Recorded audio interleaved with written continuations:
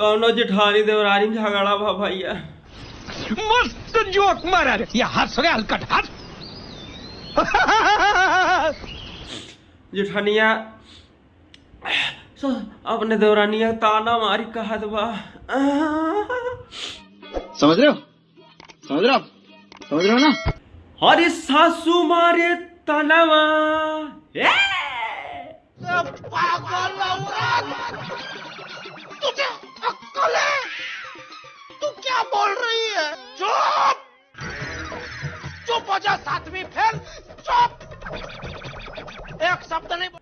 अरे ससुयो मारे तनवा तनवा, यही हो मारे ना हो तनवा, यही हो मारे ना।